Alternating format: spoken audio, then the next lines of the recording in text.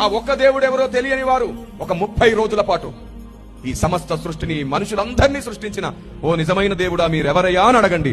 30 రోజులు గడిచే లోపే ఆ వెలుగు మీ బ్రతుకులో వెలుగుతుంది ఖచ్చితంగా. ఏ పేరు వద్దు, ఏ దేవుణ్ణి ఊహించుకోవద్దు, ఏ చర్చి, గుడి, మసీదు ఏమీ వద్దు, ఏ పూజా వ్రతం, ఏ బలి నైవేద్యం వద్దు. 30 రోజులు తపస్సు చేసినట్టుగా దేవుడా మీరెవరు, మాకు అర్థమవ్వండి దేవా, నిజమైన దేవుడా మీరెవరు అర్థమవ్వండి అని అడగండి. 30 రోజులు అయిపోయే లోపే ఏదో ఒక రూపంలో మీ బ్రతుకులోకి వస్తాడు ఆయన. మీకు అర్థమై తీరుతాడు. ఎందుకంటే నిజముగా యథార్థంగా మొరపెడితే ఆయన సమీపం, ఆయన వచ్చి తీరుతాడు.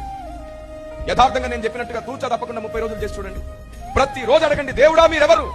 ఇప్పుడు చెప్పండి, నేను మతం మారమని చెప్పానా? కొన్ని యేసు ప్రభునే నమ్ము అని చెప్తున్నానా? మీరు చెప్పండి, ఏమైనా సాంప్రదాయాలు మార్చానా? నేను చెప్పేదేమిటి? ఆ ఒక్క దేవుడు ఎవరో తెలుసుకోండి దయచేసి. మనం చనిపోక ముందు ఆయన ఎవరో తెలుసుకోవాలి. మతాన్ని అడ్డు పెట్టుకుని గొడవలు పడకండి.